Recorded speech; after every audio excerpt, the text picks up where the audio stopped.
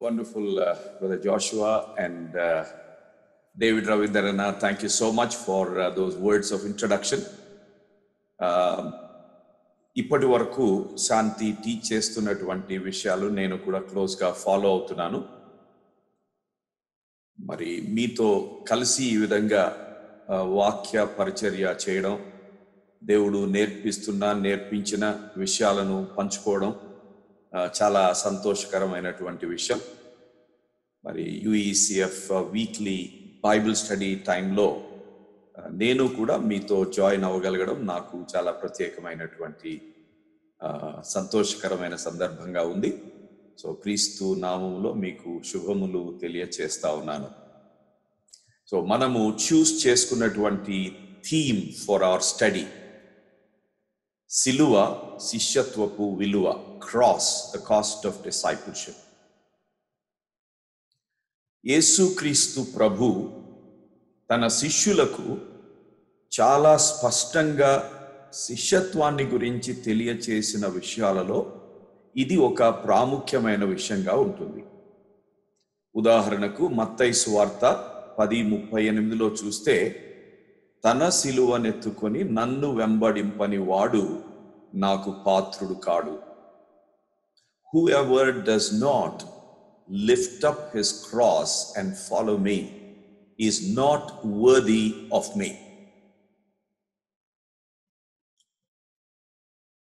ఈ సిలువను గురించిన విషయం ఆలోచించేటప్పుడు చాలా మందికి క్రైస్తవ జీవితం కొంతకాలం గడిచిపోయిన తరువాత ఈ సిలువ అనేది వెనుకకు వెళ్ళిపోతుంది, వేరే విషయాలు ముందుకొస్తాయి. మరి సిలువ మన ముందు ఉండవలసింది, ఆ సిలువను ముందు పెట్టుకొని ఆ సిలువ నీడలో, సిలువ వెలుగులో నడవవలసిన, జీవించవలసిన మనం చాలా యాదృచ్ఛికంగా, అనుకోని రీతిగా ఆ సిలువ కాస్త వెనక్కు వెళ్ళిపోతున్నట్లుగా చాలాసార్లు గమనించడం జరుగుతుంది. శిష్యరికం అనేది కూడా అలాగే జరుగుతుంది. సిలువ ఎప్పుడైతే వెనక్కి వెళ్ళిపోతుందో అదే సమయంలో శిష్యరికం కూడా వెనక్కి వెళ్ళిపోయినట్లే మనం గుర్తించాలి. ఎందుకంటే బైబిల్ ప్రకారం, క్రీస్తు బోధన ప్రకారం మనం ఆలోచిస్తే సిలువ, శిష్యత్వం ఆ రెండిటిని ఏమాత్రం విడదీయటానికి వీలు లేదు. సో అలాంటి పరిస్థితులలో శిష్యత్వం వెనక్కిపోయింది, అది ప్రాధాన్యమైనదిగా లేకపోయింది మన జీవితాలలో అంటే సిలువ లేనట్లే. లేకపోతే సిలువ వెనక్కి వెళ్ళింది, సిలువ ప్రాధాన్యంగా లేదు అని అంటే శిష్యరికం కూడా ప్రాధాన్యత లేనిదిగా మారిపోయినట్లే.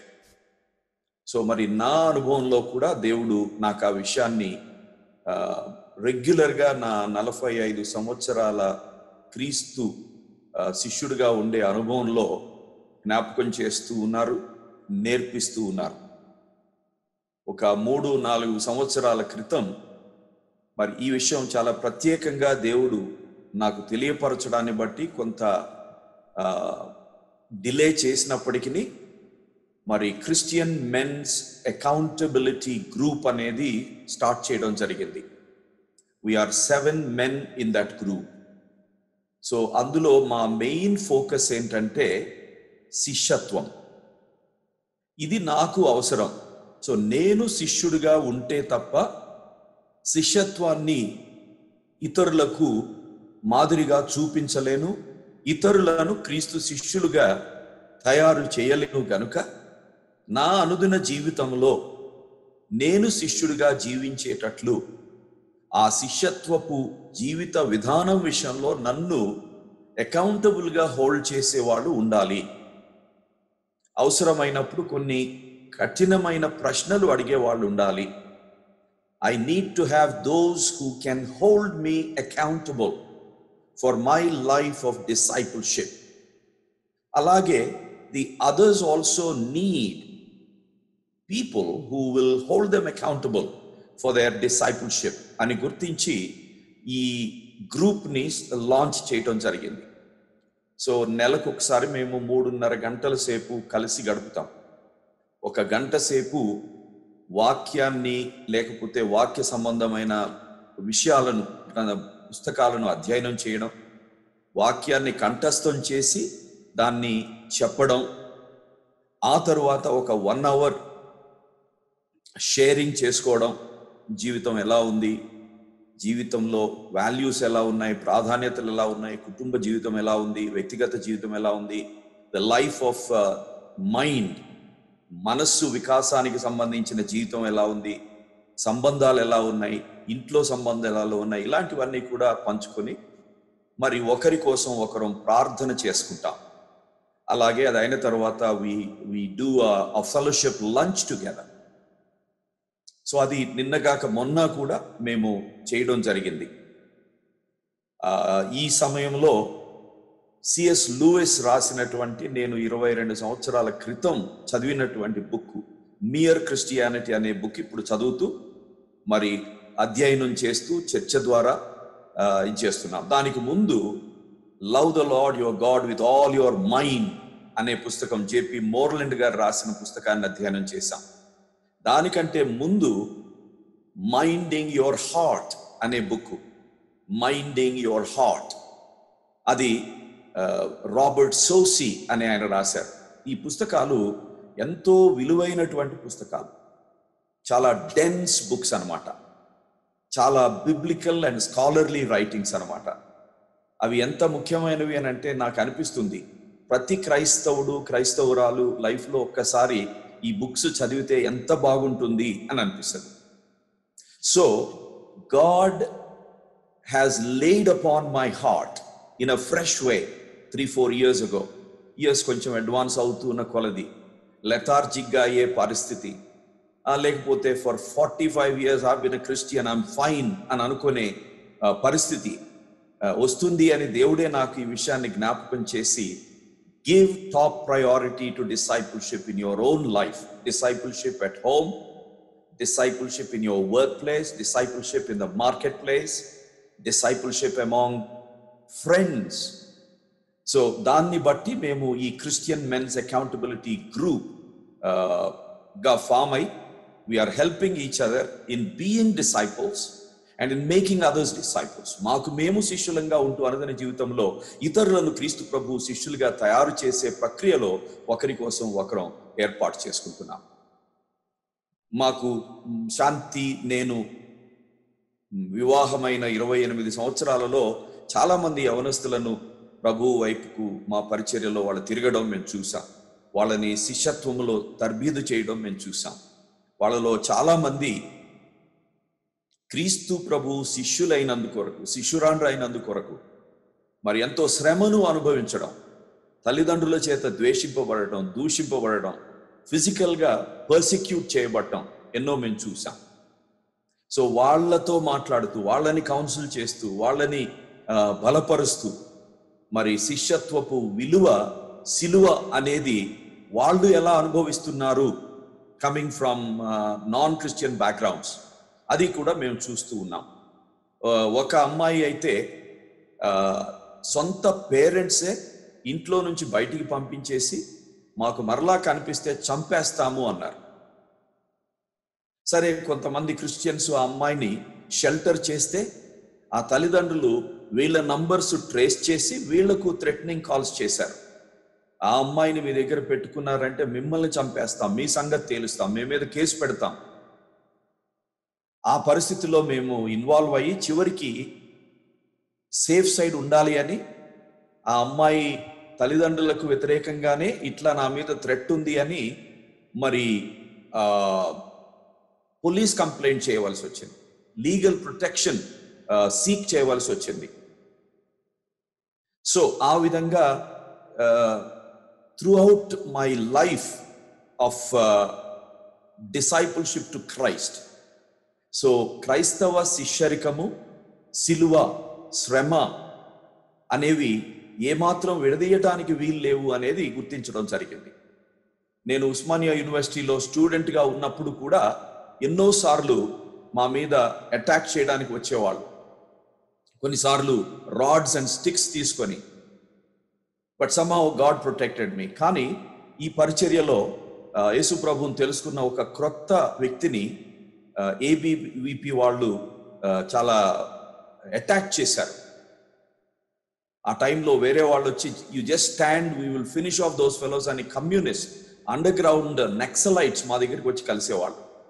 బట్ వీ సెడ్, క్రీస్తు మాకు నేర్పించింది రిటాలియేషన్ కాదు, బట్ ఫర్గివ్నెస్ అని ఆ అండర్ గ్రౌండ్ కమ్యూనిస్ట్ నాయకులతో మేము చెప్పడం జరిగింది. సో వీటన్నిటిలో కూడా క్రాస్ ఈ సెంట్రల్ టు క్రిస్టియన్ డిసైపుల్షిప్ అనేది మరి దేవుడు నాతో ఉన్నటువంటి మిగిలిన క్రైస్తవులకు నేర్పించడం మేము గమనిస్తూ ఉన్నాం. మా ఫ్యామిలీ లైఫ్లో కూడా there is a cross every spouse has to carry as a disciple of Jesus Christ. అది కూడా మేము గుర్తిస్తూ ఉన్నాం. సో సిలువ శిష్యత్వపు విలువ అనే దాన్ని మనం ఒక ప్రాముఖ్యమైన విషయంగా ఆలోచించవలసిన అవసరత కనిపిస్తుంది. దీని గురించి బోధించే వాళ్ళు ఈ రోజుల్లో తక్కువైపోయారు. దీని గురించి బైబిల్ స్టడీస్ చేసేవాళ్ళు ఈ రోజున తక్కువైపోయారు. సిలువను ప్రస్తావిస్తే ప్రజలు ఇబ్బంది పడతారేమో అని అసలు శిష్యత్వపు విలువైనటువంటి, శిష్యత్వానికి కేంద్ర బిందువు అయినటువంటి, చిహ్నమైనటువంటి సిలువను గురించి మాట్లాడడం ఎక్కువ మందికి ఇష్టంగా ఉండడం లేదు.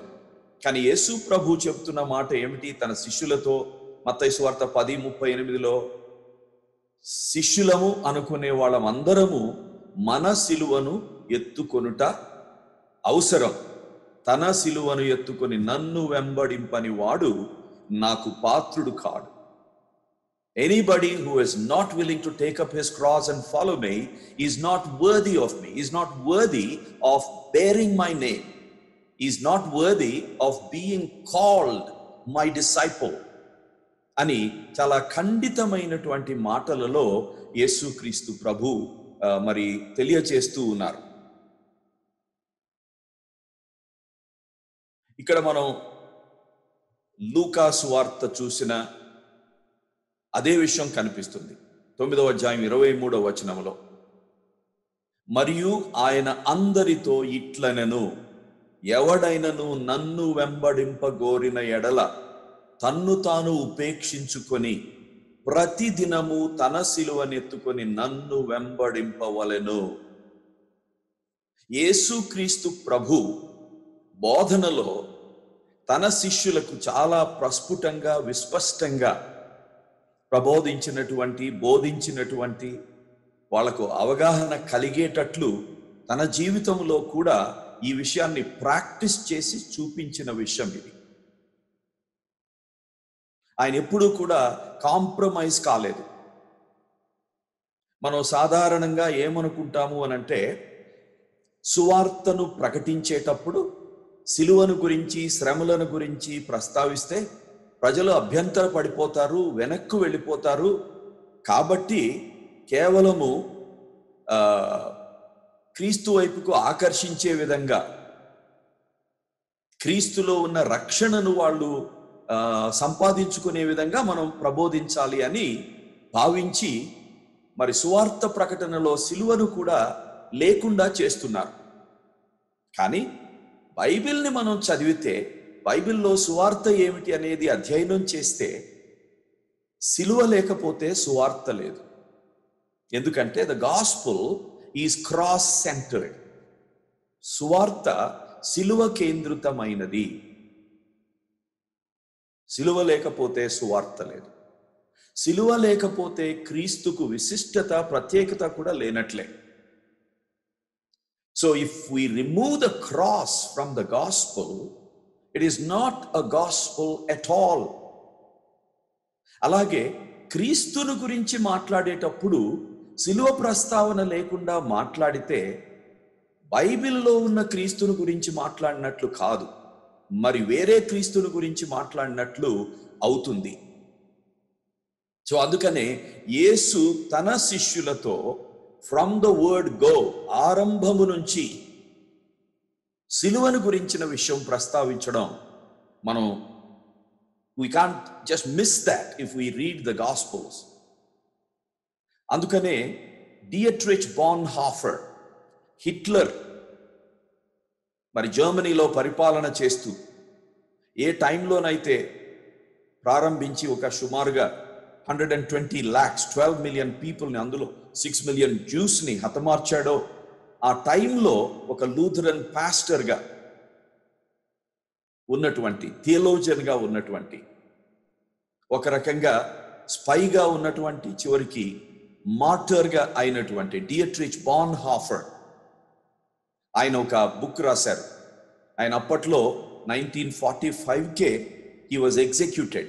He became a martyr for Christ. And one of the main reasons why he was executed was that he was a Christian and he was actively protesting against the injustice that was perpetrated by the Nazis. So ఆయన రాసిన book ఇప్పటికీ కూడా one of the most referred to books on the subject of discipleship.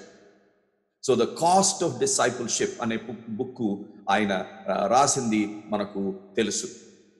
So ఆ బుక్లో ఆయన శిష్యరికాన్ని గురించి ఒక మాట రాస్తారు. అదేంటంటే, when Christ calls a man, he bids him come and die.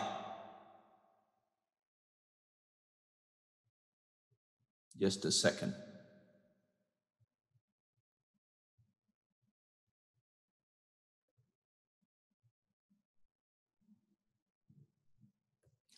So క్రీస్తు ఒక వ్యక్తిని పిలిచినప్పుడు అతడు వచ్చి మరణించమని పిలుస్తాడు. క్రీస్తు అంటే మరణించటానికి సిద్ధంగా లేనివారు, చావును అనుదిన జీవితంలో అనుభవించడానికి సిద్ధంగా లేనివారు నా శిష్యులు కాలేరు అని క్రీస్తు ప్రభు చాలా స్పష్టంగా బోధించారు. అయితే ఆ క్రీస్తు ప్రభు, అపోస్తలులు, ఆది సంఘములో ఉన్నటువంటి ఆ శిలువ కేంద్రితమైనటువంటి ఆలోచన, సువార్తను గురించి ఆలోచించిన, క్రీస్తుని గురించి ఆలోచించిన, క్రీస్తుకు శిష్యులుగా ఉండే విషయం ఆలోచించిన, సిలువే వారికి ప్రాధాన్యమైనదిగా కనిపిస్తూ ఉంది వారి బోధనలో, వారి జీవితంలో, వారి కాన్వర్సేషన్స్లో. కానీ దాన్ని ఇప్పుడున్నటువంటి క్రైస్తవ సంఘం పరిస్థితితో పోలిస్తే, ఇప్పుడున్న క్రైస్తవ బోధనతో పోలిస్తే, ఇప్పుడున్న క్రైస్తవ బోధకులతో పోలిస్తే ఒక చాలా కాంట్రాస్టింగ్ సిచ్యువేషన్ మనకు కనిపిస్తుంది. వాస్తవానికి భారతదేశంలోనూ ప్రపంచవ్యాప్తంగా కూడా క్రైస్తవ్యాన్ని గురించి కొంత గందరగోళం కనిపిస్తుంది, గజిబిజి కనిపిస్తుంది, కన్ఫ్యూజన్ కనిపిస్తుంది. అది సంఘంలో కనిపిస్తుంది, సొసైటీలో కూడా కనిపిస్తుంది. ఎందుకు అనంటే దానికి మనమే కారణం. చాలా గందరగోళం కనిపిస్తుంది.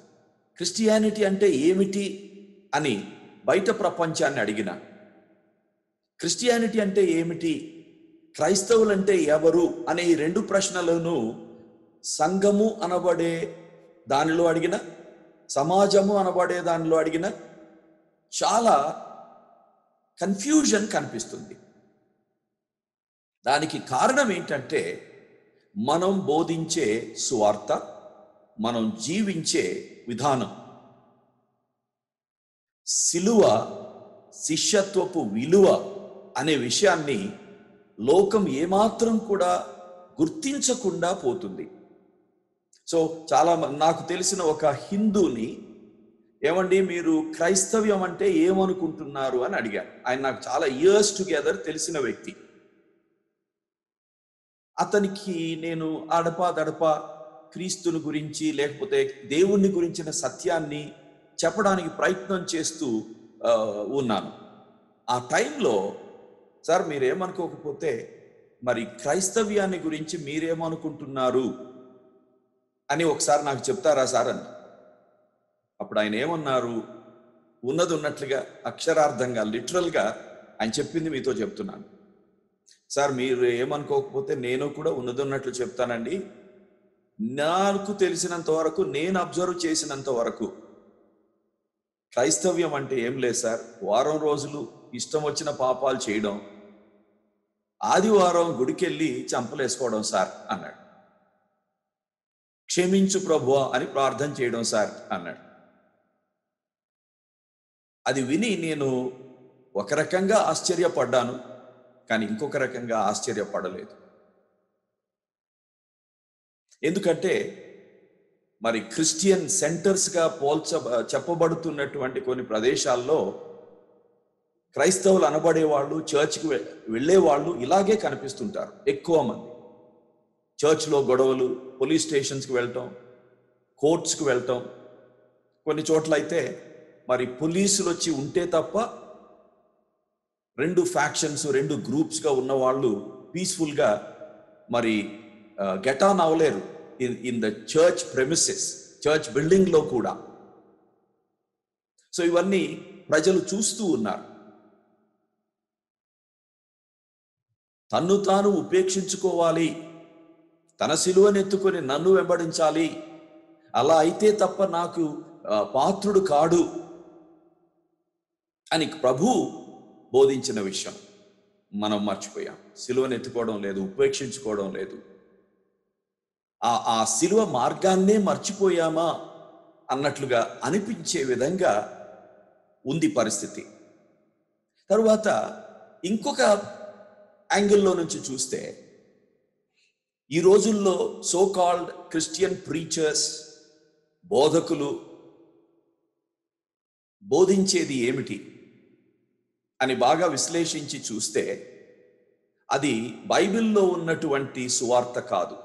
బైబిల్ను ఉపయోగిస్తారంతే. అలాగే యేసుక్రీస్తు ప్రభు బోధించిన సువార్త, ప్రకటించిన సువార్త కాదు. అపోస్తలులు ప్రకటించినటువంటి సువార్త కాదు. చాలా ఎక్కువ మంది బోధిస్తున్నది సువార్త కాదు. సువార్త అంటే ఏమిటి అనే ప్రశ్నకు బైబిల్ మొత్తంలో కూడా ఒకే ఒక్క చోట ఒక సూటి అయిన సమాధానం ఇవ్వబడింది. ఎక్కడుందో తెలుసా? మీరు ఆలోచించండి. ఒకవేళ మనం లైవ్ మీటింగ్లో ఉండుంటే మీకు ఒక అవకాశం ఇచ్చుండేవాడిని, చెప్పండి అని. ఇక్కడ కూడా చేయొచ్చేమో కానీ, but to have a smooth going నేనే చెప్తాను మీకు. 1 కొరింథీ పత్రిక 15వ అధ్యాయం. అక్కడ సువార్త అంటే ఏమిటి అనే దానికి 4 ఇర్రెడ్యూసిబుల్లీ మినిమం ట్రూత్స్ ఆర్ పాయింట్స్ ఆత్మచేత ప్రేరేపింపబడిన వాడై పౌలు రాస్తున్నాడు కొరింథీ సంఘానికి. లేఖనముల ప్రకారము క్రీస్తు యేసు పాపుల కొరకు మరణించను, చనిపోయెను. So the gospel is according to the scriptures. సువార్త ఎప్పుడు కూడా లేఖనానుసారమైనది, లేఖనములలో నుంచి వచ్చేది. ఏమిటి ఆ సువార్త అంటే, పాపులైన మానవుల కొరకు పాపరహితుడైన క్రీస్తు చనిపోయెను. రెండవ పాయింట్ ఏంటి? సమాధి చేయబడెను. 1 కొరింథీ 15, 3, 4, 5, 6 ఆ వచనాలు మీరు చదివితే, ఎస్పెషల్లీ వర్సెస్ 3 and 4 చదివితే ఈ విషయాలు మీరు చూడగలుగుతారు. ఆ తర్వాత 3వ పాయింట్ ఏంటి? లేఖనముల ప్రకారము ఆయన 3వ దినమున తిరిగి లేచెను, లేక తిరిగి లేపబడెను. That is resurrection. So the death, the burial and the resurrection of Jesus Christ. ఇవి 3 పాయింట్స్ సువార్త అంటే. 4వ పాయింట్ ఏమిటంటే, ఆయన పునరుద్ధానుడైన తరువాత తన శిష్యులలో అనేకులకు ఆయా సందర్భములలో కనిపించను. 1 కొరింథీ 15లో 6 సందర్భాలు ప్రస్తావిస్తారు పౌలు, including Christ's encounter with him. కానీ సువార్తల్లో మనం చూస్తే 12 అకేషన్స్ కనిపిస్తాయి. అపోస్తలుల కార్యం 1వ అధ్యాయంలో మనం చూస్తే 3-4 వర్సెస్లో ఏం కనిపిస్తుంది అని అంటే, after his suffering are resurrection over a period of 40 days Jesus Christ appeared to his disciples giving them many convincing proofs that he was alive. 40 దినముల కాల వ్యవధిలో అనేక పర్యాయములకు అనేక రుజు ప్రమాణములను చూపించి తన్ను తాను సజీవునిగా తన శిష్యులకు కనుపరచుకొనెను. సో ద గాస్పుల్ అంటే ఆ 4 పాయింట్స్ లేకపోతే అది అసలు గాస్పలే కాదు. It has to be more than those 4 points, but it can't be less than those 4 truths. వాస్తవానికి గాస్పల్ అంటే 2 కార్డినల్ ట్రూత్స్ అక్కడ మీరు చూస్తే. ఒకటి the death of Jesus Christ, 2 the resurrection of Jesus Christ.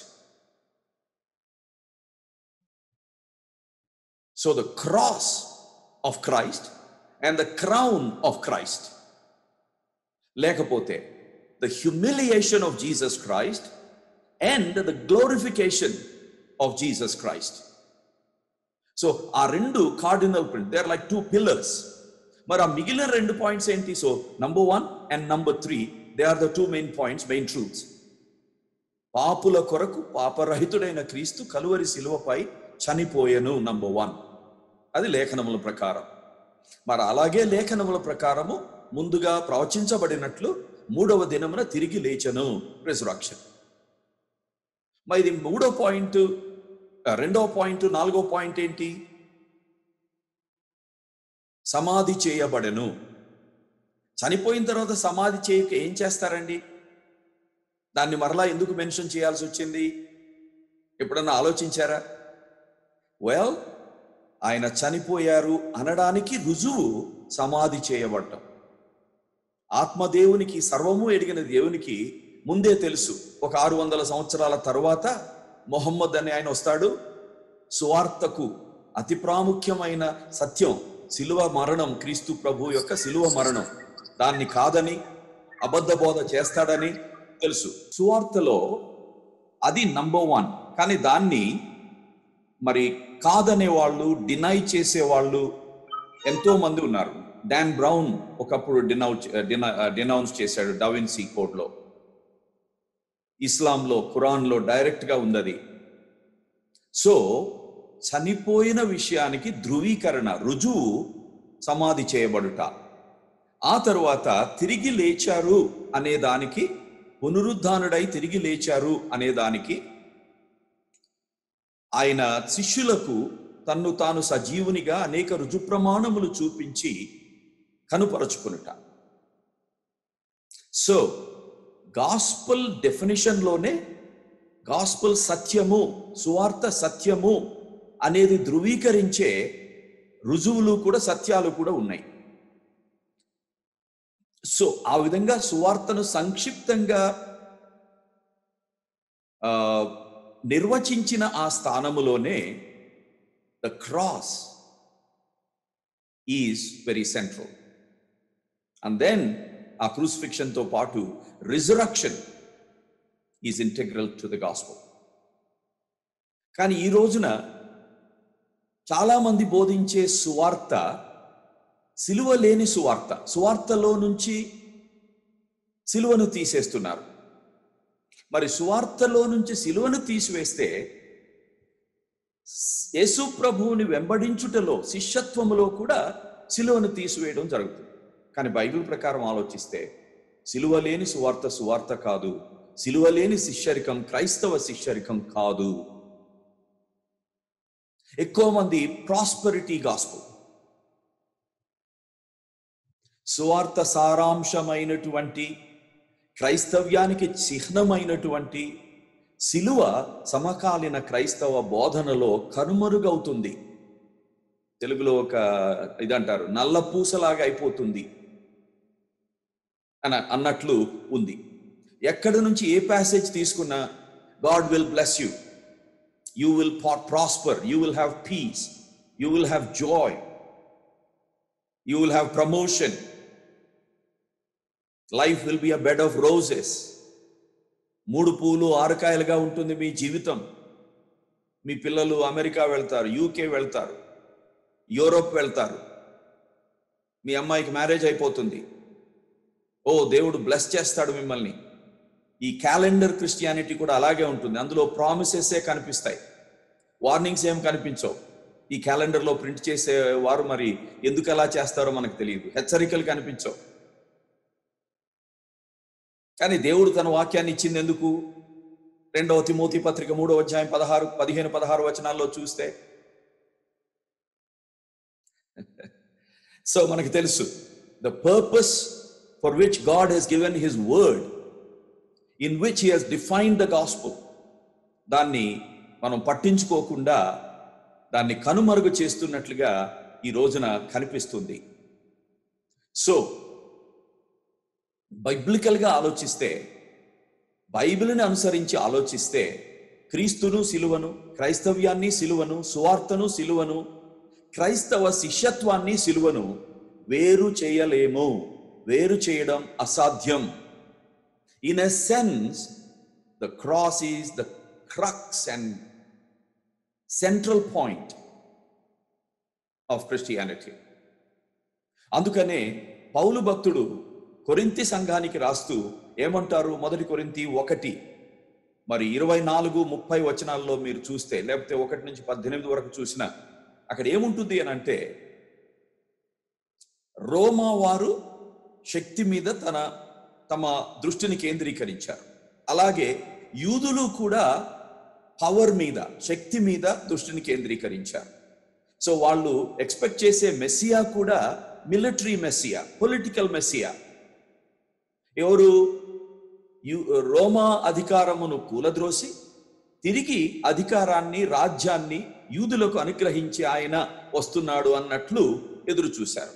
So their perception of the Messiah was totally mistaken and unbiblical.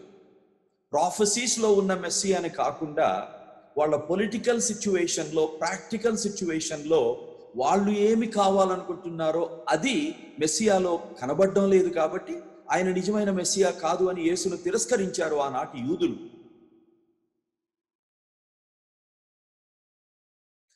So క్రీస్తును సిలువను విడదీయటం అసాధ్యం.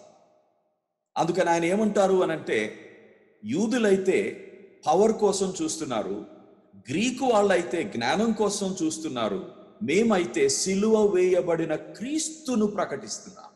ఎందుకంటే క్రీస్తే దేవుని యొక్క శక్తియు జ్ఞానమునై ఉన్నాడు. Man, we preach Christ crucified because Christ is the power and the wisdom of God in person. So ఈ విషయాన్ని మనం చాలా సీరియస్గా తీసుకోవాలండి.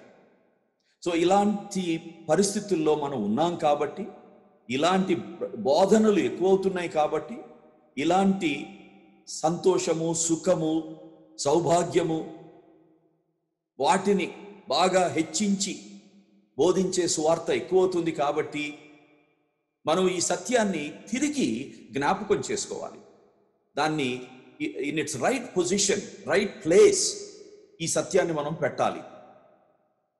సిలువ శిష్యత్వపు విలువ గురించి ఈ రోజున మనం ఆలోచించవలసిన అవసరత ఎంతుందో మీరు గమనించవచ్చు. దీన్ని బట్టి there is an inseparable link between the cross, which symbolizes suffering or persecution in Christianity, and the discipleship to Christ is also inseparable from the cross.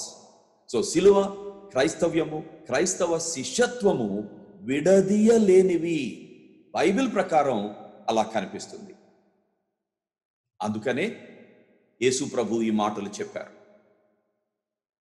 Anybody who wants to follow me should be willing to take up his cross and follow me. Otherwise, he is not worthy to be my disciple, to be called my disciple, to be called a Christian. క్రైస్తవుడు, క్రైస్తవురాలు అని అనిపించుకోవడానికి అర్హులు కాదు, యోగ్యులు కాదు. So క్రీస్తును అనుసరించాలి అని కోరుకుంటున్న ప్రతి వ్యక్తికి క్రీస్తు ఇచ్చే పిలుపు ఏమిటి అని అంటే, క్రీస్తు నడిచిన సిలువ మార్గములో ఆయనను పోలి నడవాలి. So the way of Jesus is the way of the cross. మార్గం సిలువ మార్గం. The way of Jesus is the way of cross. యేసు మార్గము సిలువ మార్గం కాబట్టి యేసును వెంబడించే వాళ్ళ మార్గం కూడా సిలువ మార్గంగానే ఉంటుంది. ఆ విషయాన్ని లూకా సువార్త 9:22-33లో కానీ మత్తయి 10:38 ఆల్రెడీ చూసాం. లూకా 14:25-27లో కూడా చూసాం. So this is unmistakable. This is clear from the teachings of Jesus himself. So యేసు మార్గము సిలువ మార్గం. మనుష్య కుమారుడు బహుశ్రమలు పొంది పెద్దల చేతను ప్రధాన యాజకుల చేతను శాస్త్రుల చేతను విసర్జింపబడి చంపబడి 3వ దినమున తిరిగి లేచుట అగత్యమని యేసు తన శిష్యులతో చెప్పాడు. So this is Jesus teaching about his cross to his disciples. తన సిలువను గురించి తన శిష్యులతో ప్రత్యక్షంగా ప్రభువు చేసినటువంటి బోధ. ఆ తరువాత తన శిష్యులతో వారి సిలువను గురించి కూడా మాట్లాడారు. యోహాను సువార్త 15:18 చూసిన, 16 చూసిన, మత్తయి 10:21-39 వరకు చూసిన యేసుక్రీస్తు ప్రభు విస్పష్టంగా తన సిలువను గురించి తన శిష్యులకు చెప్పడమే కాదు గాని శిష్యులు సిలువ మోసిన తనను వెంబడించబోతున్న తన శిష్యులు వారి సిలువను ఎత్తుకోవాల్సిన అవసరం ఉంది అనేది కూడా చాలా స్పష్టంగా బోధించారు. అన్మిస్టేకబుల్ టర్మ్స్ లో బోధించారు. అందుకనే తన శిష్యులతో యోహాను 15:18లో ఏమంటున్నారు? 15:18 నుంచి వాస్తవానికి 16:4 వరకు చదవాలి. But I'm just showing you verse number 18 in John's Gospel chapter 15. లోకము మిమ్మును ద్వేషించిన ఎడల మీకంటే ముందుగా నన్ను ద్వేషించనని మీరెరుగుదురు. He was forewarning. Being forewarned is being forearmed అని ఉంటుంది ఇంగ్లీష్లో. సో ముందుగానే హెచ్చరిక చేయబడితే సిద్ధపరచబడినట్లు, సంసిద్ధులు చేయబడినట్లు. అందుకనే నన్ను ద్వేషించిన లోకము మిమ్మును ద్వేషించబోతుంది. మీరు ఆశ్చర్యపడొద్దు. మీ బోధకుడునైనా, మీ గురువునైనా, మీ మాస్టర్నైనా నన్ను ద్వేషించింది లోకం కాబట్టి మిమ్ములను ద్వేషిస్తుంది. అలా జరిగితే మీరు ఆశ్చర్యపడవద్దు. అందుకనే ఇంకేం చెప్తారో తెలుసా? In this world you will have trouble. ఈ లోకములో మీకు శ్రమ కలుగును. Without mincing words, without sugar coating, he was presenting the cross of the disciples. So Christ's own cross ను గురించి and then the Christians cross ను గురించి ఎక్కడా కూడా కాంప్రమైజ్ కాకుండా, రాజీ పడకుండా, షుగర్ కోటెడ్గా కాకుండా ఆయన బోధించిన విషయం మనకు సువార్తల్లో చాలా స్పష్టంగా కనిపిస్తుంది.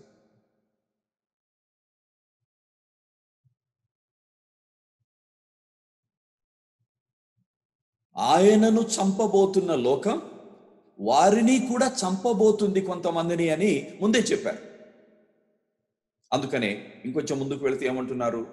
మీరు లోక సంబంధులైన ఎడల లోకము తన వారిని స్నేహించును, అయితే మీరు లోక సంబంధులు car.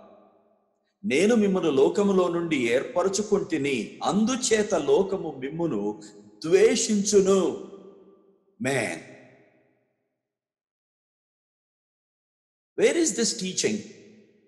Wear is this preaching? Television నుంచి ఎప్పుడైనా వినిపిస్తుందా? ఇది పుల్పిట్స్ నుంచి ఎప్పుడైనా వినిపిస్తుందా? పబ్లిక్ ప్లాట్ఫామ్స్ నుంచి ఇది వినిపిస్తుందా? What's happening to Christianity? What's happening to Christian preaching and teaching? అది మనం చాలా సీరియస్గా ఆలోచించాలి. అలాగే మనం ఇండివిజువల్ క్రైస్తవులము అని అనుకునే మనం వ్యక్తులంగా, కుటుంబాలుగా, సహవాసాలుగా ఏం ఆలోచిస్తున్నాం? క్రీస్తుని గురించి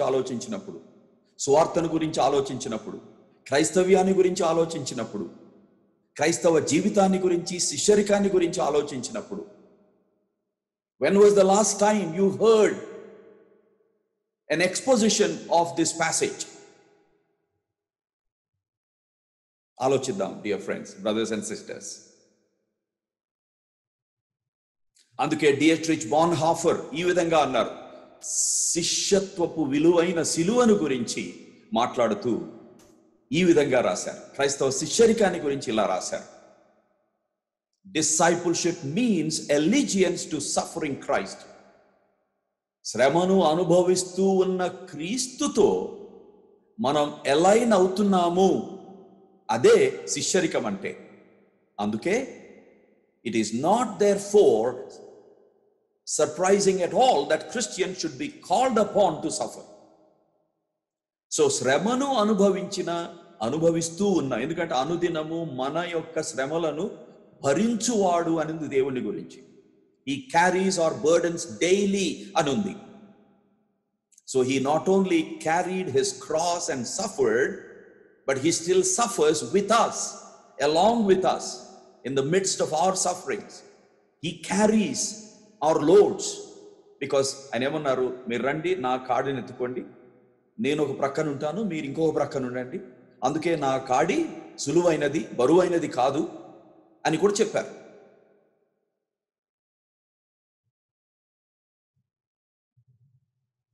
Christ, who carried his cross, wants his disciples or Christians to carry their cross and follow him worthily.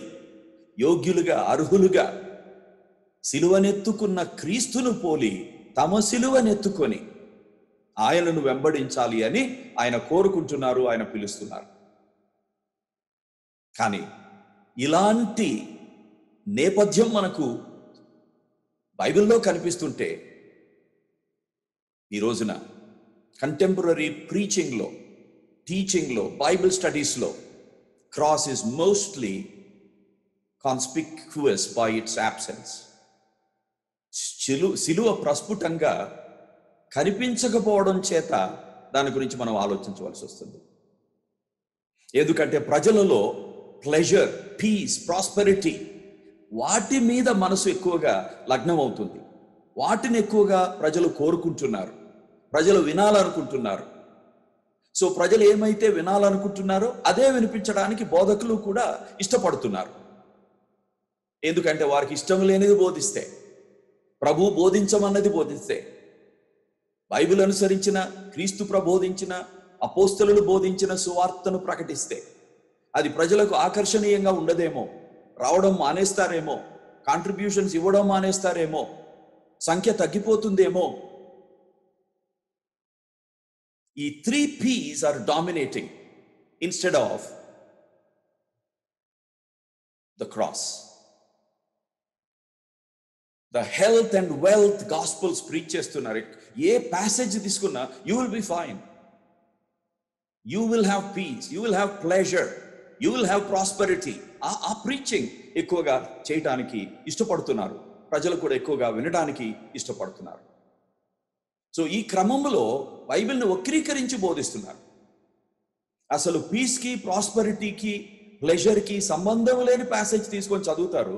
చాలా విడ్డూరం ఏంటంటే అలాంటి ప్యాసేజ్లో కూడా పీస్, ప్లెజర్, ప్రాస్పరిటీని తీసుకొచ్చి బోధిస్తారు. దాన్ని ఐసజీసిస్ అంటారు. అంటే బోధకుని మనసులో ఉన్నదాన్ని తీసుకెళ్లి వాక్యంలోనికి చొప్పించి లేని దాన్ని ఉన్నట్లుగా బోధించడం. కానీ దేవుడు కోరుకునేది ఏంటంటే ఎక్సజీసిస్, టెక్స్ట్ను చదివి దాని కాంటెక్స్ట్లో దాన్ని అర్థం చేసుకొని దానిలో ఉన్న సత్యాన్ని వెలికి తీసి జీవితాలకు అన్వయింప చేసుకునేటట్లు బోధించాలి. అది సరి అయిన బోధ, అది క్రీస్తు బోధ, అది అపోస్తలుల బోధ. అందుకని ఫిలిప్పీ పత్రికలో 1వ అధ్యాయం 29/30 అని పెట్టాను. ఎందుకంటే ఇంగ్లీష్లో 29 ఉంటుంది అనుకుంటాను, తెలుగులో 30 ఉంటుంది. సో ఫిలిప్పీ సంఘానికి పౌలు భక్తుడు ఆత్మచేత ప్రేరేపించబడిన వాడై ఈ విషయాన్ని రాస్తున్నాడు.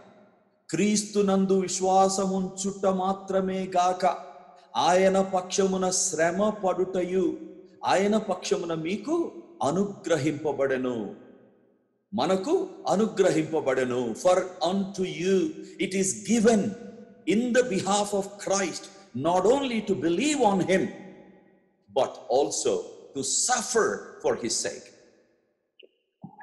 క్రీస్తు నామము ధరించినందుకు, క్రీస్తు వారమను అని మనం ఆయనతో ఐడెంటిఫై చేసుకున్నందుకు, ఆ కారణం చేత రక్షించబడటానికి విశ్వసించుటకు మాత్రమే పిలువబడలేదు, కానీ విశ్వసించిన కారణంగా శ్రమను అనుభవించుటకు పిలువబడ్డాం. అది అనుగ్రహించబడింది ఆ పిలుపు. It's a given. The cross is a given reality in Christian life.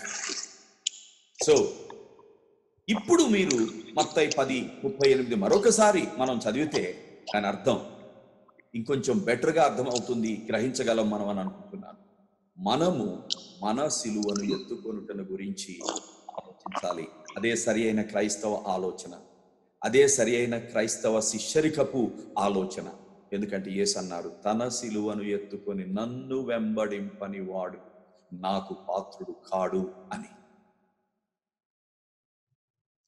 మత్తయి సువార్తలో మొత్తంలో మనం చూస్తే చాలా స్పష్టంగా కనిపించే విషయాలు.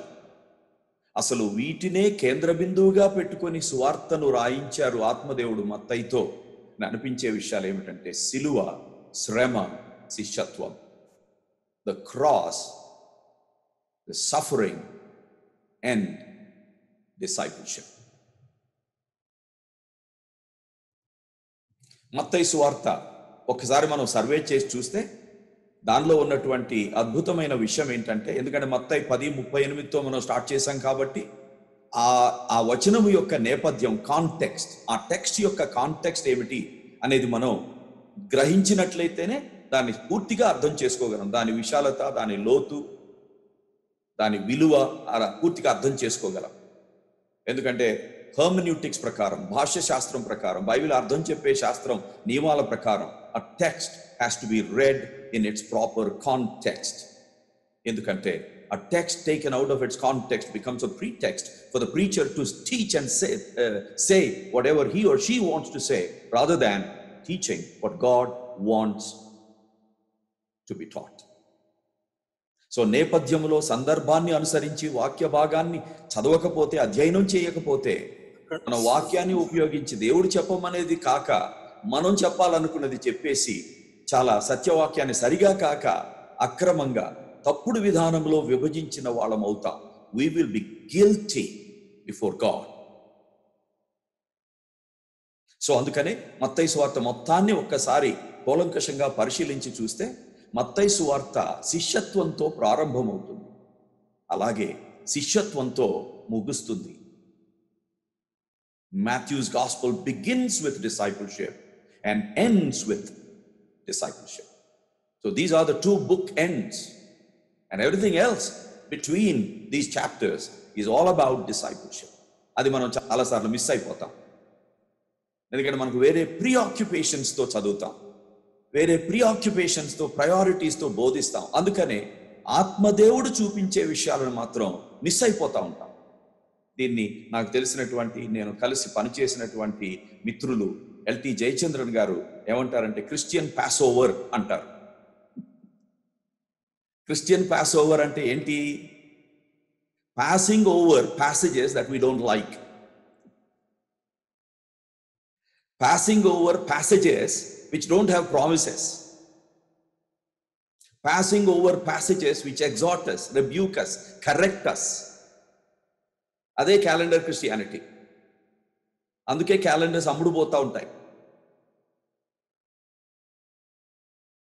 సో ఈ విషయాన్ని మనం మిస్ అవ్వకూడదు. మత్తయి సువార్తలో శిష్యత్వము, శిష్యరికం చాలా ప్రధానమైన అంశం. One of the most important themes in Matthew's gospel. యేసు తన ప్రత్యక్ష శిష్యులను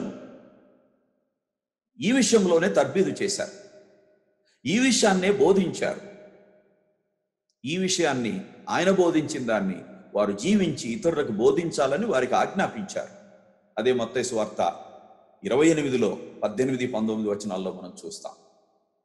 పరలోకమందును భూమి మీదను నాకు సర్వాధికారము ఇయ్యబడి ఉన్నది, కాబట్టి మీరు వెళ్ళి సమస్త జనులను శిష్యులనుగా చేయుడి. Go therefore and make disciples of all nations. That is the Great Commission. చాలాసార్లు మనం గ్రేట్ కమిషన్ అంటే ఏమిటి, మహా ఆజ్ఞ అంటే ఏమిటి అని అంటే, వెళ్ళండి, సువార్త ప్రకటించండి, బాప్టిజం ఇవ్వండి, ఇవి చెప్తాం. అవును, వెళ్ళాలి, సువార్తను ప్రకటించాలి, బాప్టిజం ఇవ్వాలి. ఎవరికి? మారు మనసు పొందిన వారికి. ఎక్కడికి వెళ్ళాలి? వినవలసిన వాళ్ళు ఉన్న చోటికి. చేపలు ఎక్కడుంటే అక్కడికి వెళ్ళాలి. కానీ ఈనాటి క్రైస్తవులు అక్కడికి వెళ్ళరు. హైదరాబాదు పట్టణంలో దాదాపు 4250 చర్చెస్ ఉన్నాయి ట్విన్ సిటీస్లో. కానీ హైదరాబాద్ చుట్టూ 60 కిలోమీటర్స్ దూరంలో 4750 విలేజెస్లో ఒక్క క్రైస్తవుడు, ఒక్క క్రైస్తవ సహవాసం సంఘం లేనటువంటి పరిస్థితి ఉంది. కానీ ఈ 4250 సంఘాల వాళ్ళు బయటకు వెళ్ళరు, చేపలు ఉన్న చోటికి వెళ్ళరు, సువార్త వినవలసిన వాళ్ళు ఉన్న చోటికి వెళ్ళరు. ఇక్కడే సిటీలో వేస్తారు, టెంట్స్ పెడతారు, షాప్స్, ఒక రకంగా చెప్పాలంటే బిజినెస్ చేయడానికి. What a tragedy. So go, where should we go? అది బాగా ఆలోచించుకోవాలి. అండ్ దెన్ వెళ్ళేది ఎందుకు? Preach what? గాస్పుల్. ఎందుకంటే సువార్తయే నశించిన వారిని రక్షించుటకు దేవుని శక్తి. కథలు, కహానీలు కాదు. Go to the people, to the fish. Where they are, you go. కానీ మనం ఏం చేస్తాం? మనం వెళ్ళాం, కమ్ కమ్ కమ్ అని పిలుస్తుంటాం. అంతా ఉల్టా పల్టా చేసేసాం. మన హైదరాబాద్ భాషలో చెప్పాలంటే, we have turned the world of Christianity upside down. We have a confused Christian thinking. Go. Where? To whom? అది ఆలోచించాలి. Then who? All Christians, not just a few missionaries or full-timers. So go. Who should go? Where should they go? అని ఆలోచించాలి. Then వెళ్ళి ఏం చేయాలి? Preach the gospel. That is the number one. Throughout the gospels మీరు అదే చూస్తారు. Healing, helping people, they are all secondary to preaching the gospel. మీరు Bible మొత్తంలో అది చూడొచ్చు. So go, preach. Preach what? And preach how? అవన్నీ ఆలోచించాలి. But preach what? అది ముఖ్యం. The gospel. ఎందుకని? The gospel alone is the power of God unto salvation. సిలువయే విశ్వసించిన వారికి రక్షణను కలిగించే శక్తి కలిగింది. రోమా 1:16. తరువాత మారు మనసు పొందిన వారికి బాప్తిసం ఇవ్వాలి. ఎవరికి పడితే వాళ్ళకి ఇవ్వకూడదు, ఎప్పుడు పడితే అప్పుడు ఇవ్వకూడదు. కొన్ని సంఘాల్లో పెళ్లికి ముందు బాప్టిజం వస్తుంది, లేకపోతే మైనారిటీ క్రిస్టియన్ కాలేజీలో అడ్మిషన్ కోసం బాప్టిజం అవసరం అవుతుంది.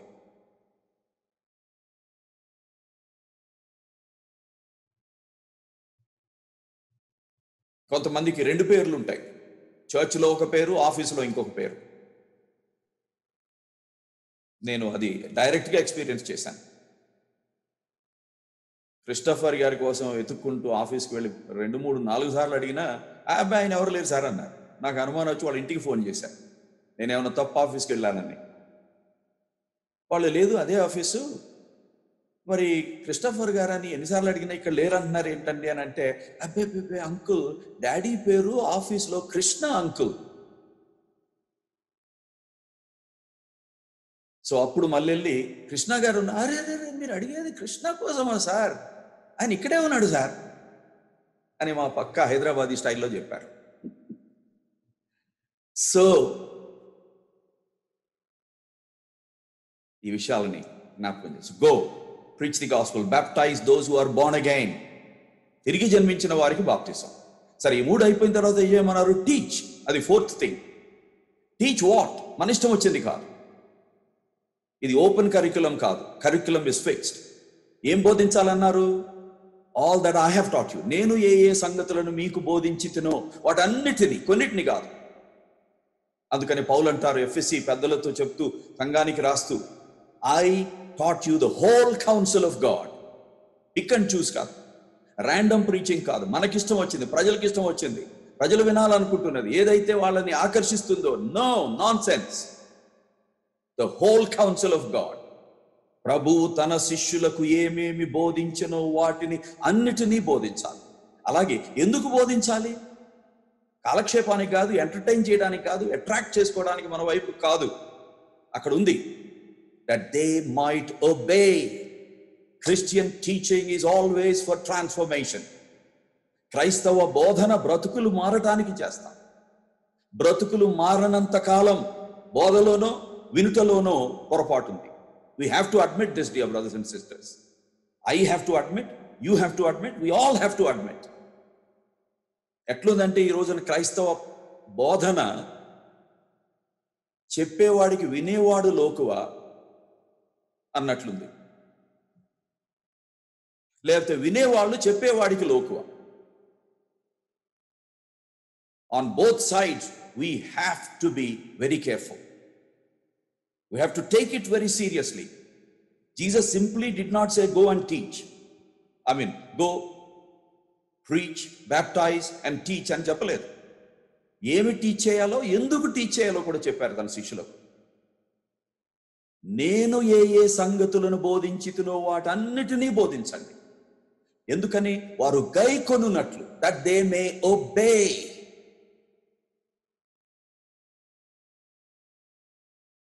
Christian teaching is not for the purpose of transferring information, but it is for the transformation of people, their thinking and their living.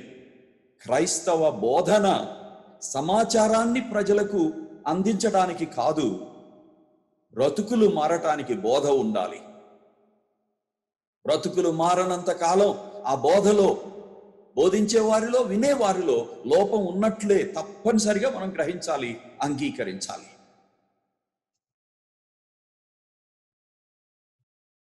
తండ్రి యొక్కయు కుమారుని యొక్కయు పరిశుద్ధాత్మ యొక్కయు నామములోనికి వారికి బాప్తిస్మం ఇచ్చుచు, నేను మీకు ఏ సంగతులను ఆజ్ఞాపించితినో లేక బోధించితినో వాటినన్నిటినీ గైకొనవలెనని వారికి బోధించుడి. ఇదిగో నేను యుగ సమాప్తి వరకు సదాకాలము మీతో కూడా ఉన్నానని వారితో చెప్పాను.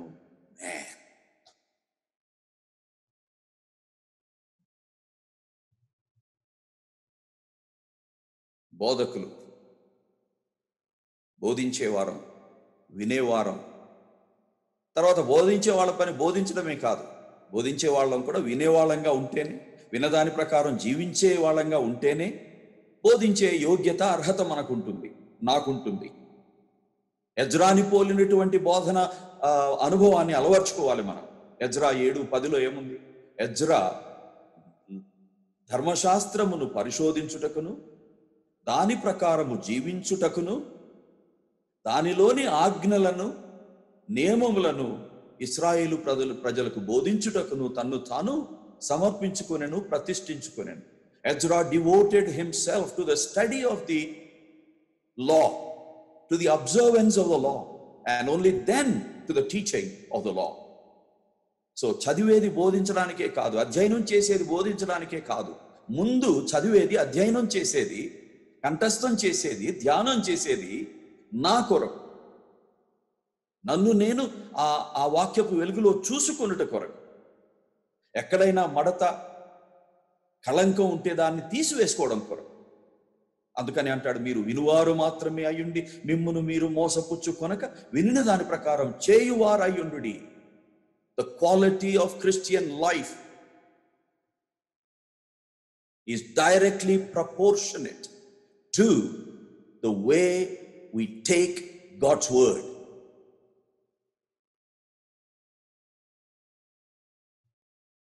So without proper teaching, without faithful teaching, అందుకనే పౌలు తిమోతికి రాస్తూ అంటాడు, నీ బ్రతుకు విషయము, నీ బోధ విషయం జాగ్రత్త పడు. Take care of your doctrine and daily life.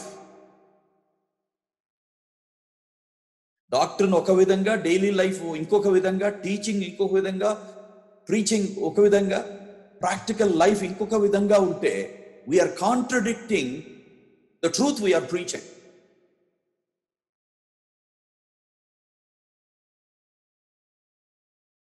అందుకనే బోధకులుగా ఉండడం కోసం తొందరపడవద్దు, బోధకులకు తీర్పు కఠినంగా ఉంటుంది అని ఉంది. I take it very, very seriously and personally in my own life. So ఈ విధంగా మనం ఆలోచిస్తూ గ్రేట్ కమిషన్ ఏంటి?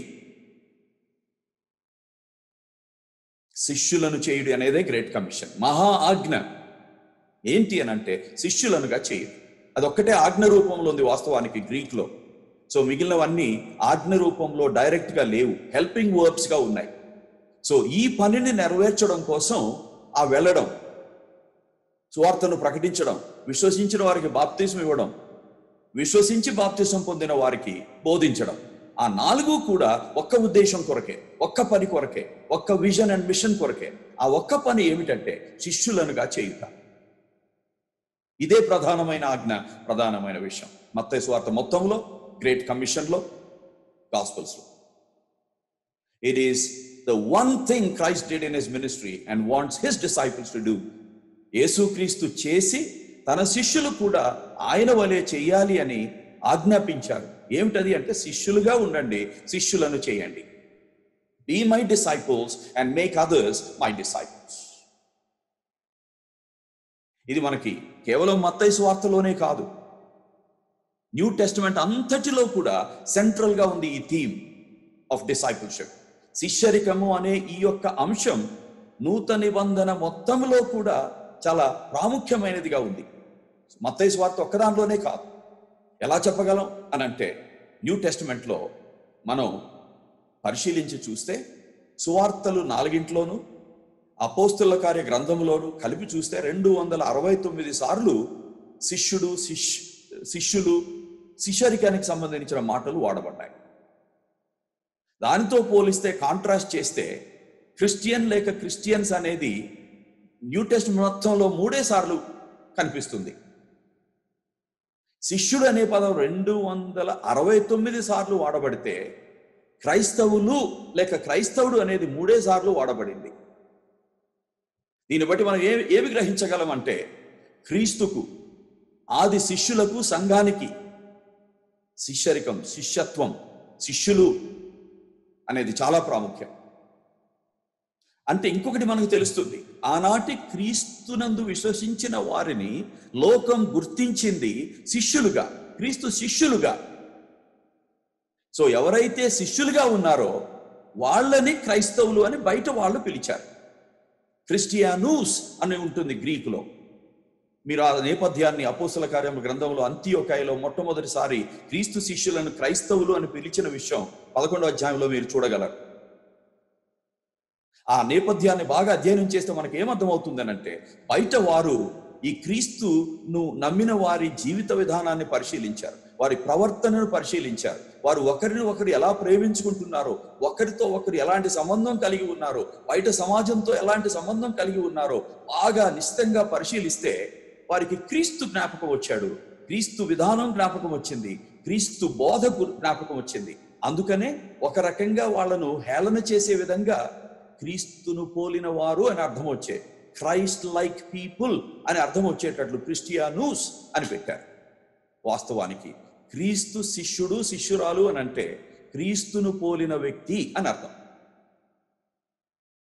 కానీ ఇది చాలాసార్లు మిస్ అయిపోతాం మనం. అందుకనే అసలు డిసైపుల్షిప్ అని న్యూ టెస్టమెంట్లో చాలా సెంట్రల్గా, కేంద్రముగా ఉన్న, ముఖ్యముగా ఉన్న, ప్రాముఖ్యంగా ఉన్న అంశాన్ని గురించి ఆలోచిస్తున్నాం. కాబట్టి ఒక డెఫినేషన్ కూడా చూస్తే మంచిది.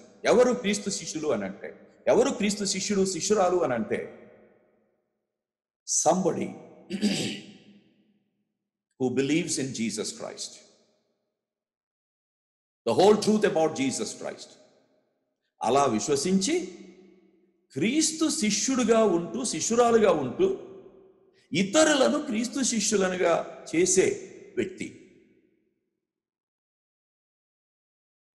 అందుకనే ఆ శిష్యుడు అనే మాటకు గ్రీక్లో ఏముందని చూస్తే మ్యాథెటెస్ అని ఉంటుంది. మ్యాథెటెస్ అంటే లిటరల్ గా పర్యాయ పదం ఏంటంటే లెర్నర్, అంటే నేర్చుకొను వ్యక్తి. ఏ డిసైపుల్ ఈజ్ అ లెర్నర్. శిష్యుడు ఎవరు అని అంటే నేర్చుకొను వ్యక్తి. సో క్రీస్తు శిష్యుడు ఎవరు అని అంటే క్రీస్తు నుంచి నేర్చుకునే వ్యక్తి. క్రీస్తు బోధ నుంచి నేర్చుకునే వ్యక్తి, క్రీస్తు బ్రతుకు జీవన విధానము నుంచి, జీవన శైలి నుంచి, జీవన విలువల నుంచి, జీవన ప్రాధాన్యతల నుంచి నేర్చుకునే వ్యక్తి. సరే, ఏవి నేర్చుకునే వ్యక్తి? సమ్ ట్రిక్సా, సమ్ మెథడ్సా? కాదు సుమా. క్రీస్తును చూసి క్రీస్తు వలె జీవించుట నేర్చుకునే వ్యక్తి. అది దాని ప్రాథమికమైన అర్థం, మ్యాథెటస్ అనే మాట యొక్క అర్థం. సో క్రీస్తు నుంచి క్రీస్తు వలె జీవించుట నేర్చుకునే వ్యక్తే క్రీస్తు శిష్యుడు, శిష్యురాలు. A person who learns from Jesus to live like Jesus is a disciple of Jesus. అది చాలా చోట్ల మిస్ అయిపోతుంది. అందుకని బైబిల్లో ఉంది, మొదటి పేతురు పత్రిక 1:15-16 వచనాల్లో, నేను పరిశుద్ధుడను కనుక మీరును మీ సమస్త ప్రవర్తన యందు పరిశుద్ధులయ్యుండుడి. Because I'm holy, you also be holy in all you do, in all your character. So ఒక రకంగా క్రిస్టియన్ డిసైపుల్ ఎవరు, క్రీస్తు శిష్యుడు ఎవరు అనంటే, క్రైస్ట్ లైక్ క్యారెక్టర్, క్రీస్తు నుంచి నేర్చుకుంటూ చూపించే వ్యక్తి.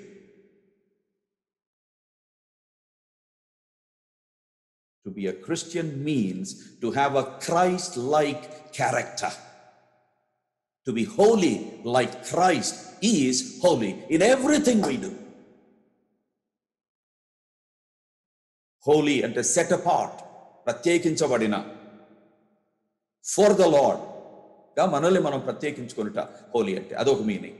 ఇంకొక మీనింగ్ ఏంటంటే, పాపమును ద్వేషించుట, అసత్యమును ద్వేషించుట, అబద్ధమును ద్వేషించుట. ఎందుకంటే దేవుడిదే. So to be like Christ in our character ఎప్పుడు సాధ్యం అవుతుందంటే, క్రీస్తు ప్రేమించే వాటిని, దానిని మనం ప్రేమించడం, క్రీస్తు ద్వేషించే వాటిని మనం ద్వేషించడం. క్రీస్తు దేనిని ఆమోదిస్తారో దాన్నే ఆమోదిస్తాం, క్రీస్తు దేన్ని ఆమోదించరో, తిరస్కరిస్తారో దాన్ని తిరస్కరించడం. క్రీస్తు ఏం చేశారో, ఏం చేయమని చెప్పారో అదే చేస్తాం. క్రీస్తు ఏమి చేయలేదో, చేయొద్దని చెప్పారో అది చెయ్యం. ప్రాణానికి వచ్చినా సరే, ప్రాణాంతకమైనా సరే. That's what it means to be a disciple of Jesus Christ.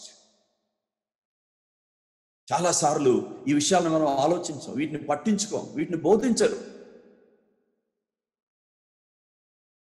So క్రీస్తు శిష్యులు ఎవరైనా సరే, ఎక్కడున్నా సరే, వాళ్ళు ఫుల్ టైంలో ఉన్నా సరే, ఓవర్ టైంలో ఉన్నా సరే, పార్ట్ టైంలో ఉన్నా సరే, సెక్యులర్ ఫీల్డ్లో ఉన్నా, చర్చ్ మినిస్ట్రీలో ఉన్నా, మిషన్ ఫీల్డ్లో ఉన్నా, ఎవరు వీళ్ళు అనంటే, those who focus on being disciples and then focus on making others disciples of Jesus Christ. That should be the mission and passion of every disciple, every Christian, everything Christian, every church, every fellowship, every ministry.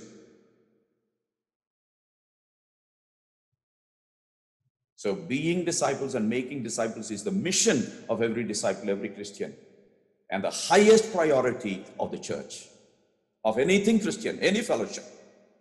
So ఈ చర్చెస్లో ఈ రోజున ఏమైపోయింది trend, seating కెపాసిటీని చెప్పుకొని గర్వపడతాం. ఓ మా దగ్గర 30,000 మంది పడతారు, గ్యాదర్ అవుతారు, 50,000 మంది గ్యాదర్ అవుతారు, అలాంటివి 3 సర్వీసులు జరుగుతాయి, 1,00,000 మంది ఉన్నారు. ఆ 1,00,000లో వీట్ ఎంత, హస్క్ ఎంత? వాళ్ళలో డిసైపుల్స్ ఎవరు, ఎంతమంది ఉన్నారు?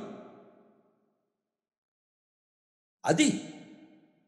సో అందుకని మనం చూడాల్సింది ఏంటంటే, శిష్యులుగా ఎంతమంది తయారు చేయబడుతున్నారు, శిష్యులుగా ఎంతమంది జీవిస్తున్నారు. క్రైస్ట్ లైక్ క్యారెక్టర్, క్రీస్తుని ప్రతిబింబించే వ్యక్తిత్వం, క్యారెక్టర్, దాని మీద ఫోకస్ చేయాలి. అలా చేస్తే తంబులుగా ప్రజలు వస్తే, పెద్ద పెద్ద మందిని ఎక్కువ హాల్స్ కట్టించేసి, పెద్ద బిల్డింగ్స్ కట్టి, hours is the greatest church, biggest church in Asia, అది ఇది అని ప్రగల్భాలు పలికితే అది సరైన చర్చ్ అవ్వదు, అది సరైన సహవాసం అవ్వదు. మన యుఈసిఎఫ్లో కూడా our focus should be this, being disciples, each one of us, and making at least a few others disciples of Jesus Christ. I don't know UECF యొక్క విజన్ స్టేట్మెంట్ ఏంటో, మిషన్ స్టేట్మెంట్ ఏంటో, ప్రయారిటీ ఏంటో, focus ఏంటో, values ఏంటో నాకు తెలియదు. కానీ Bible దృక్కోణం నుంచి ఆలోచిస్తే ప్రతి క్రైస్తవ వ్యక్తికి, కుటుంబానికి, సహవాసానికి, సంఘానికి, మిషన్కి, మినిస్ట్రీకి శిష్యులుగా ఉంటూ ఇతరులను శిష్యులుగా తయారు చేయటయే ప్రాముఖ్యం. ఇది లేకుండా ఇంకెన్ని జరిగినా మనం సరి అయిన మార్గంలో వెళ్ళటం లేదు, చేయాల్సింది చేయడం లేదు, చేయాల్సిందిని మర్చిపోయినట్లే. So this mission of the church, ఈ మిషన్ ఆఫ్ ద చర్చ్ అంటే సంఘానికి, క్రీస్తు శిష్యుల సముదాయానికి క్రీస్తు ప్రభు ఇచ్చిన మిషన్ ఇది. సో ఈ మిషన్ ఏదో ఒక optional extra for some people కాదు, ఏదో కొంతమంది వాలంటీర్స్కి, కొంతమంది ఫుల్ టైం పాస్టర్స్కి, ఇవాంజలిస్ట్కి, మిషనరీస్కి మాత్రమే ఇచ్చింది కాదు. It is for the whole church. అందుకే బైబిల్లో మనకు రెండు విషయాలు నూతన నిబంధనలో విస్పష్టంగా కనిపిస్తాయి. అదేమిటి అనంటే, మొదటి పేతురు పత్రిక 2వ అధ్యాయం 4 నుంచి 12 వరకు చదివితే బాగా క్లియర్గా క్రైస్తవ సంఘం యొక్క, ప్రతి క్రైస్తవ వ్యక్తి యొక్క ఐడెంటిటీ కనిపిస్తుంది అక్కడ మనకు. అక్కడ ఏముంటుంది అంటే, we all belong to the priesthood. We are all priests and priestesses. దాన్నే విశ్వాసులందరి యాజకత్వం అంటాం, ప్రీస్ట్హుడ్ ఆఫ్ ఆల్ బిలీవర్స్ అంటాం. మనందరికీ యాజక ధర్మం ఉంది, యాజక బాధ్యత ఉంది. Every believer, every born again Christian and follower of Jesus is a priest or a priestess. నేను గవర్నమెంట్లో ఆఫీసర్గా పనిచేశాను, జువాలజీ లెక్చరర్గా పనిచేశాను బై గాడ్స్ గ్రేస్, ఇక్కడ Wesley degree college and then గుంటూరులో, లోయలాలో, ఇంకా వేరే ప్లేసెస్లో. అప్పుడు దేవుడు నాకు ఇచ్చినటువంటి అవగాహన ఏంటంటే, first and foremost I'm a priest and then I'm an officer. So I looked at myself as a priest officer, not officer priest, because my primary identity in Christ according to the Bible is I'm a priest. I belong to the priesthood, holy priesthood. I belong to the holy nation to declare the praises of Jesus, to demonstrate the glory of Jesus in my life wherever I am, whatever I might be doing to make a living. Priesthood of all believers, priestly responsibility of all believers, priestly duty of all believers. That is biblical. కానీ చాలాసార్లు మనం ఏం చేస్తుంటామనంటే, లేయిటీ, clergy అనే డిస్టింక్షన్ని two సీరియస్గా తీసుకొని, two టైట్గా చేసి సంఘాన్ని దేవుని మార్గంలో కాకుండా వేరే మార్గంలో నడిపించడానికి చూస్తాం. ఈ మాటలు నేను ఆర్డైన్డ్ మినిస్టర్గా చెప్తున్నా. నేను I can speak from both sides, because for a number of years నా సొంత డబ్బు ఖర్చు పెట్టి జాబ్ చేసుకుంటూ సేవలో ఇన్వాల్వ్ అయ్యాను, నేను నా భార్య కూడా. ఈ మ్యారేజ్ అయిన తర్వాత కూడా చాలా ఇయర్స్ అలా చేశాం. తర్వాత జాబ్స్ నుంచి రిజైన్ చేశాం. So I can speak from both sides. తర్వాత I was ordained in America in the North American Baptist Conference, NABC. But still I don't want to go by the denomination or denominational traditions, but I want to go by the teaching of God in His Word.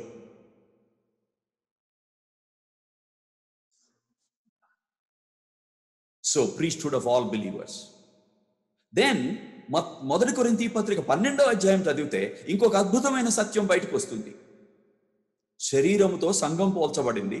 శరీరంలో ప్రతి అవయవానికి పని ఎలా ఉంటుందో, సంఘంలో ప్రతి విశ్వాసికి పని ఎలా ఉంటుంది, పరిచర్య ఎలా ఉంటుంది.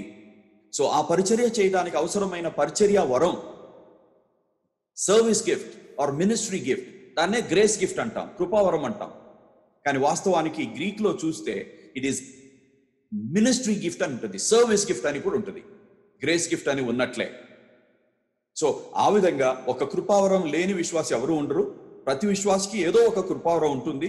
ఆ కృపావరం ఇచ్చింది ఎందుకు అని అంటే, సంఘములో సంఘ శ్రేయోభివృద్ధి కొరకు, సహవాసం శ్రేయోభివృద్ధి కొరకు దాన్ని ఉపయోగించడం కొరకు. So every limb every part in the body has a role to play. Every believer in a fellowship, in a church, has a role to play. So దాన్ని మనం ఏమంటామంటే ఎవ్రీ మెంబర్ మినిస్ట్రీ అంటాం. Every member ministry. సో చూడండి, priesthood of all believers, then every member ministry. So ministry is not supposed to be done just by a few chosen frozen people. No. Every member ministry.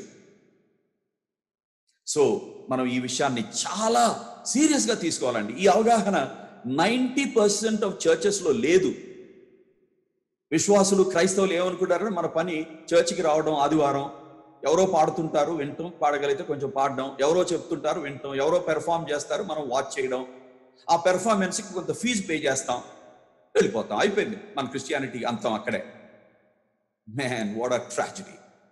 Believe me, నేను centenary Baptist చర్చ్లో English కాంగ్రిగేషన్కి 6 years plus పాస్టర్గా help చేశాను, అవసరం ఉంది కాబట్టి. I preach these things from the pulpit of the historic Centenary Baptist Church, which has a history of 145 years. But these things are not taught, these things are not practiced.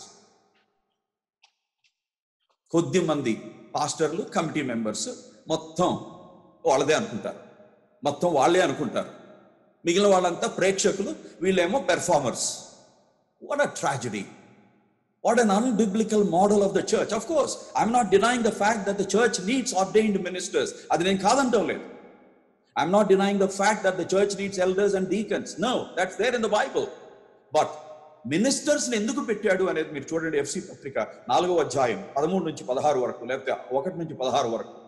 Ministers are kept so that they might make every believer a minister of God's grace and God's gospel.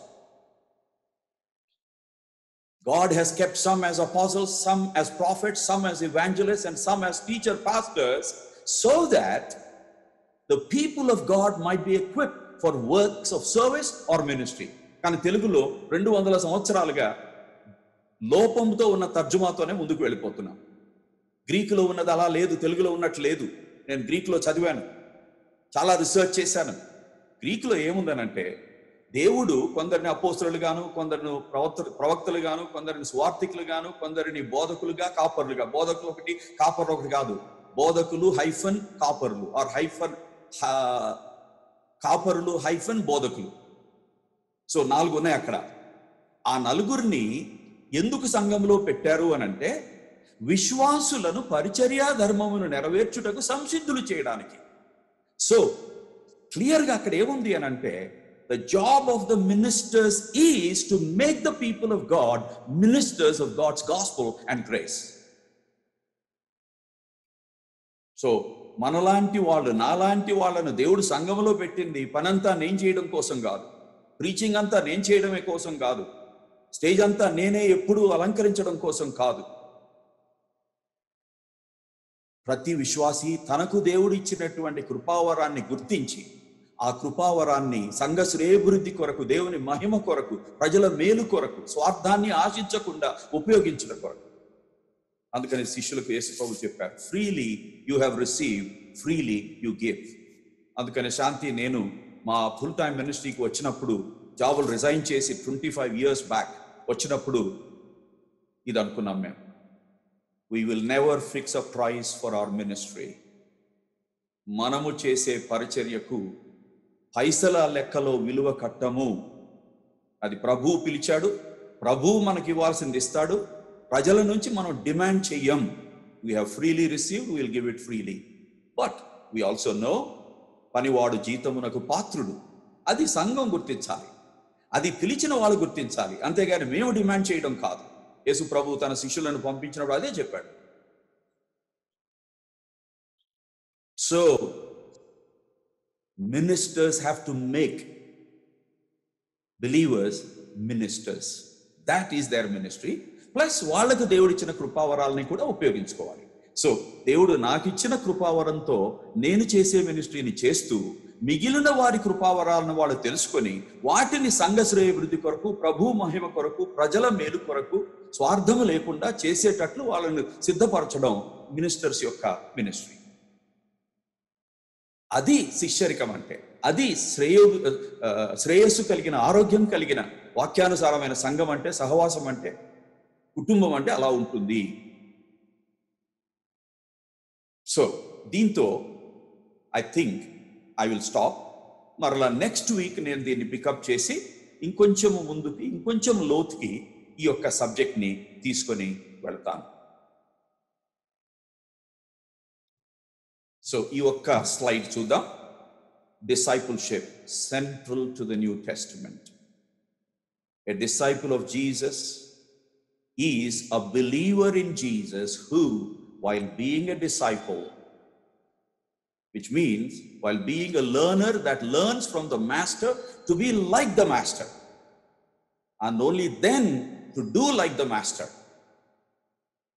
అందుకనే మత్తయి సువార్తలో 11:28 నుంచి 30 వరకు చదివిన, mark 3:14-15 చదివిన ఏమర్థమవుతుంది అంటే, ప్రభు తన శిష్యులను ఏర్పరచుకున్నది ఎందుకు అనంటే, ముందు తనతో ఉండుటకు, తనతో ఉండి తనను చూసి తనతో సన్నిహిత సంబంధం కలిగి ఉండి తన వలె జీవించుట నేర్చుకునుట.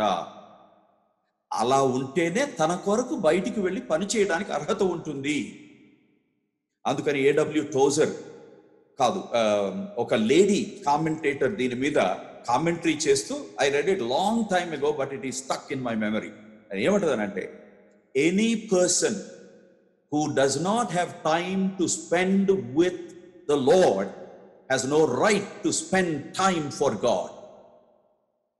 ప్రభువుతో సమయము గడపటానికి ఏ వ్యక్తికైతే సమయం లేదో ఆ వ్యక్తి ప్రభువు కొరకు సమయం గడపటానికి పరిచర్యలో యోగ్యత లేదు, అర్హత లేదు. బికాజ్ దేవుని ప్రయారిటీ క్లియర్గా, he chooses disciples, he calls disciples that they might be with him and learn from him to be like him, to live like him. ఆయనతో ఉండి ఆయనను చూసి ఆయన వలె జీవించడం నేర్చుకొనుట నంబర్ 1. ఆ తరువాత ఆయన పక్షమున ఆయన పనిని, ఆయన పరిచర్యను ఆయన వలె చేసి నెరవేర్చుట. మొదటి దాన్ని రెండవదిగా, రెండవ దాన్ని మొదటిదిగా తారుమారు చేస్తే లైఫ్లో అంతా తారుమారు అయిపోతాయి. ఇట్లా తారుమారు అయిపోయినటువంటి జీవితాలు, కుటుంబాలు, సంఘాలు, వ్యక్తులు మన చుట్టూ విపరీతంగా కనిపిస్తున్నారు ఈ రోజున. ఎందుకంటే సాతానుడు అతి శ్రేష్టమైన దానిని ప్రజలకు దూరం చేయడం కోసం శ్రేష్టమైన వాటితో వాళ్ళను బిజీ పెట్టేస్తాడు.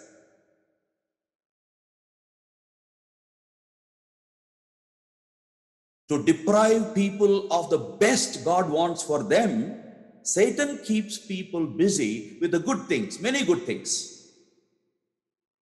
That is Satan's strategy. కానీ మనం మార్కు సువార్త 3:14-15లో ఉన్నట్లు అదే ఆర్డర్ని, అదే ప్రయారిటీని అనుదిన జీవితంలో మెయింటైన్ చేసుకోవాలి. That is what it means to be a disciple of Jesus, to be with Jesus, to live like Jesus, and then to go out for Jesus and work like Jesus. That's what the essence of biblical discipleship is. అందుకని మత్తయి సువార్త 11:28-30 చదివితే మనకు కొంతమందికి, ఎక్కువ మందికి ఒకటి తెలుసు, ప్రయాసపడి భారము మోసుకొని పోచున్న సమస్తమైన వారలారా నా యొద్దకు రండి, నేను మీకు విశ్రాంతినిస్తాను. అంతవరకే చెప్తాం, అంతవరకు ఆగిపోతాం. కానీ యేసు ప్రభు అక్కడ ఆగలేదు, ఇంక ముందుకు వెళ్ళాడు. ఏమంటాడు అక్కడ? సో ఇది కాల్ ఫర్ సాల్వేషన్ మాత్రమే కాదు. చాలా మంది అలా సాల్వేషన్ కాల్కి, డిసైపుల్షిప్ కాల్కి మధ్యలో గ్యాప్ ఉంటుంది, డిఫరెన్స్ ఉంటుంది అన్నట్లు భావిస్తారు. But Jesus never allowed that thinking. He said, come, I will give you rest. అంతటితో ఆకుండా ఏమంటారు తెలుసా? టేక్ అప్ మై యోక్, నా కాడిని ఎత్తుకోండి. తర్వాత ఏమంటాడు? లెర్న్ ఫ్రమ్ మీ, నా యొద్ద నుంచి నేర్చుకోండి. So the call of Jesus is never a call to salvation. At the same time, Jesus' call is a call to salvation and discipleship. You can't separate them. కానీ చాలా మంది వీటిని సెపరేట్ చేసి క్రైస్తవ్యాన్ని బలహీనపరుస్తున్నారు, భ్రష్టు పట్టిస్తున్నారు. ఎప్పుడైనా, ఎక్కడైనా, ఎవరినైనా యేసు పిలిస్తే ఆయన శిష్యులుగా ఉండడానికి పిలుస్తాడు, ఆయన నుంచి నేర్చుకోవడానికి పిలుస్తాడు. సో ఆ తర్వాత ఇంకేమంటారు 30వ వచనంలో? నేను దీన మనస్సు కలిగిన వాడను. సో ఆయన నుంచి నేర్చుకోవాల్సింది ఏంటి? దీన మనస్సు. సో ఆయన కలిగిన మనస్సు మనం కలిగి ఉంటే, ఆయన కలిగిన విలువలు కలిగి ఉంటాం, విధానాలు కలిగి ఉంటాం, ప్రాధాన్యతలు కలిగి ఉంటాం. అందుకనే ఫిలిప్పీ పత్రిక 2వ అధ్యాయం 5వ వచనంలో ఏముంటుంది? క్రీస్తు యేసు కలిగిన ఈ మనస్సును మీరును కలిగి ఉండుడి. సో క్రీస్తు శిష్యులుగా ఉండడం అంటే అర్థం ఏమిటంటే, క్రీస్తు కలిగిన మనస్సు కలిగి ఉండుట, క్రీస్తు కలిగిన ఆలోచన కలిగి ఉండుట, క్రీస్తు కలిగి ఉన్న విశ్వ దృక్పథం, వరల్డ్ వ్యూ కలిగి ఉండుట. అప్పుడు క్రీస్తు కలిగిన వే ఆఫ్ లైఫ్ కలిగి ఉంటాం. World view determines the way of life. విశ్వ దృక్పథం విశ్వములో జీవన విధానాన్ని శాసిస్తుంది.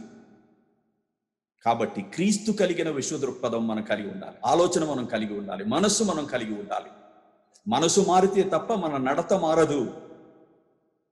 విశ్వాసం మారితే తప్ప విధి విధానాలు మారో. సత్యం లోతుగా నరనరాల్లోనికి జీర్ణించుకుపోతే తప్ప లోపల నుంచి బయటికి మార్పు రాదు. Christian teaching is for transformation. If there is no transformation in me, I'm disqualifying myself from teaching.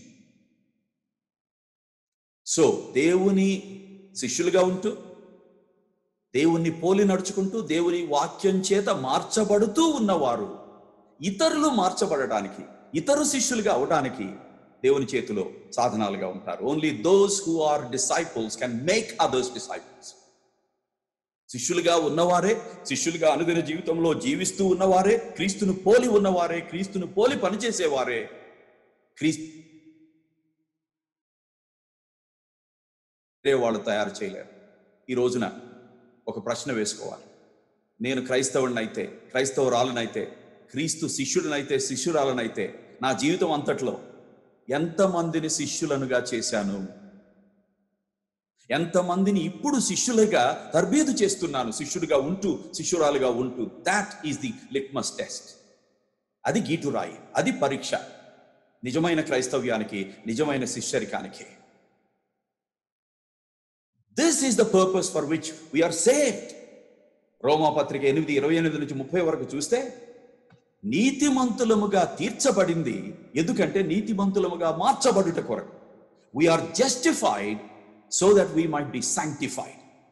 ఏమిటి సాంక్టిఫికేషన్? ఏంటి సాంక్టిఫికేషన్? ఏంటంటే క్రీస్తు సారూప్యతలోనికి మార్చబడుట.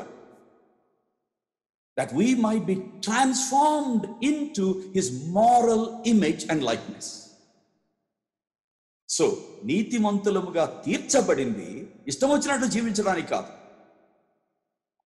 గ్రేస్ని లైసెన్స్గా తీసుకొని, అంటే కృపావరాన్ని ఒక లైసెన్స్గా తీసుకొని కృపను విచ్చలవిడిగా జీవించడానికి కాదు.